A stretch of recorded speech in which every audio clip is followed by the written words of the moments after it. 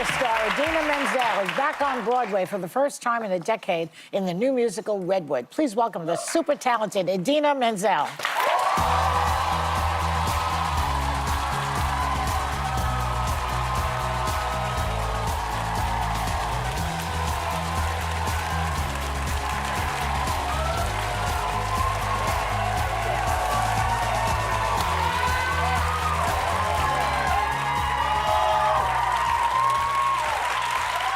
Fans here today. Yes. Thank you so much. You're a superstar. We have Loudmouth at the table. Yes, I love that series. I was just going to say we have Loudmouth here. We have a children's book I wrote with my sister. It's great to see you. You too. So Redwood is the story of a woman who goes through a personal tragedy and finds herself again among the redwood trees in She California. gets in her car and she just tells everyone in her life here in New York City, I'm out.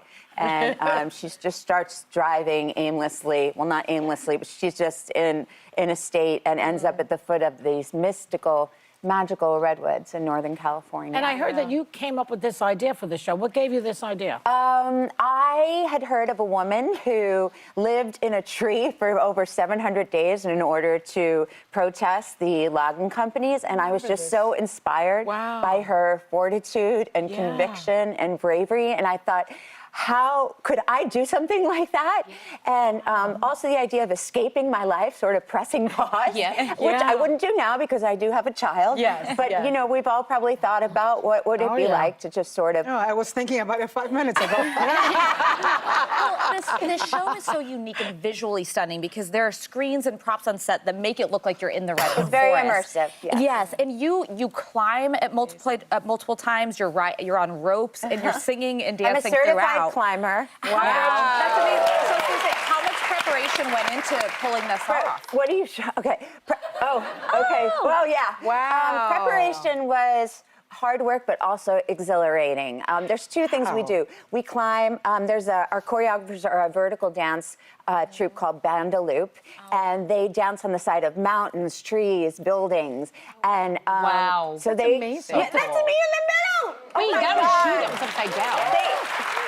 They didn't tell me I was, you know, it's one thing if you start on the bottom and they say we're going to climb up a couple of feet and see how you feel, you know, for a tree, because then you have control. I'm done, you know. But that they didn't tell me. They just pushed me over the side. Oh my gosh, Not exactly like that. 8 shows a week? Huh? I do 8 shows a week. That is insane. Because our climbing and I call it the sing and swing, is very poetic in a way. The show's not literal like a National Geographic. It's all the cinematic sort of combination with the intimacy of the story is all through my perspective. And you really feel like you're part of the world and in my crazy mind. Well, there's something about the roots of the redwood that you say is a metaphor for the connection that so many of us need right now. Yeah, Tell us the about that. redwoods are just, I don't know if any of you have been there. If you haven't, you should go. The Muir Woods in California. Yes, there's so many places, but that being one of them. There's the Avenue of the Giants, it's called, and they're incredible. And they have, surprisingly, their root system is not so deep. You'd think it'd go really deep in order to counterbalance their height, but it's actually really shallow, only like 5 or 6 feet Don't into the ground. go side to side? And they go side to side, and they interconnect with each other, and they hold each other up, and they hydrate each other, and they sustain each other. And so the sort of idea of what we need in this world right now, I would say, of connectivity and also their resilience and their survival over all of these years is sort of something that my character really needs modeled for her while she's going through this time, this idea of finding joy and wonder in her life. I may need to start with a 2-foot shrub, though. Yeah, you know, because Redwood sounds a little ambitious. Exactly. That's very interesting about the trees. It's really beautiful, and it is something that I conceived of with Tina Landau, our director, and who also is very fascinated with trees. And we thought, a woman in a tree, that would make it a really great musical. Sounds fascinating. But it's extremely unique, and it seems to be really resonating with people. They feel really seen in their experience. And I'm super proud of it. I sing a lot of songs, and I do 8 shows a week, and I swing, but my 53-year-old self is hanging in there. I see what you did there. You know, listen, you are a singular talent with the most incredible voice, and I mean, we could listen to you sing the phone book, and so I'm not surprised that people are loving what you do because you you so are much. one of the greats, right? Thank you. You're back in the Nederlander Theater. The Nederlander Theater. Thank you, Nederlander. And the only reason I correct is because they've been so No, it's- wonderful to me. I was there. You were almost there 30 years ago almost 30 for my years first ago job for in- Rent, yes, which I in saw Rent. you in. Yeah. I saw you in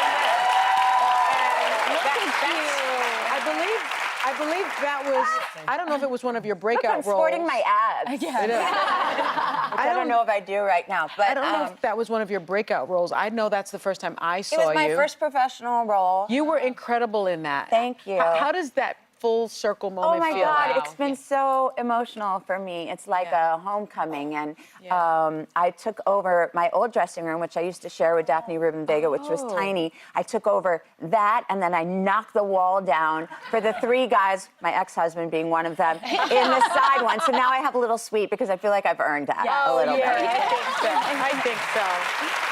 Yeah.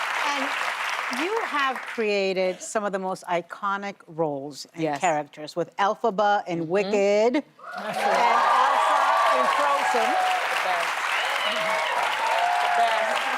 I think we got Wicked and Frozen fans in the audience. Yes, And these thank characters are similar because they're afraid of their power and afraid that they are too much for people. I think And you that- said that you sometimes feel that way. Yeah, I think as women sometimes, I mean, I don't mean to speak for you, but I know. Go ahead. I'd love this.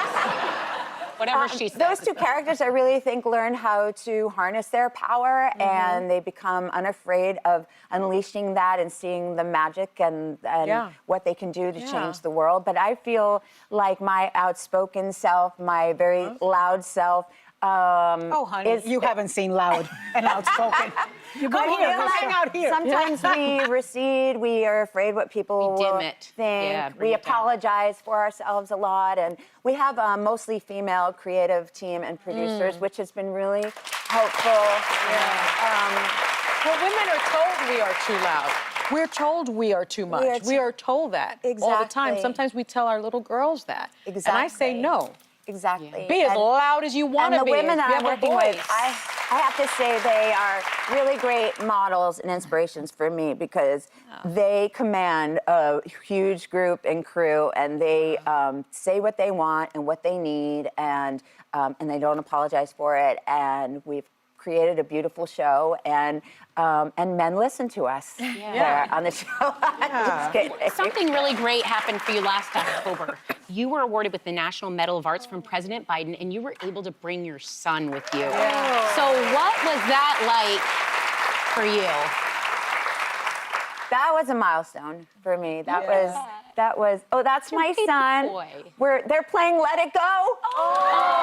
And we're walking. I think that's East Wing to West Wing. Yes. I mean, it's wing to wing. But he was holding my hand, and he's 15, and so he often he's a teenager, but he was so effusive and showed his.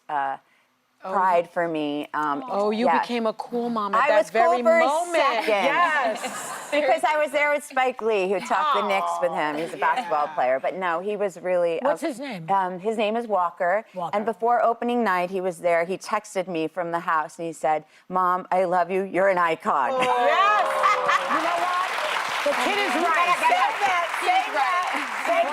Thank you, Idina, for coming on the show. It's Thank a you for pleasure to having see me. you. I love you all. Thank And you you. can see Idina in Redwood at the Nederlander Theater.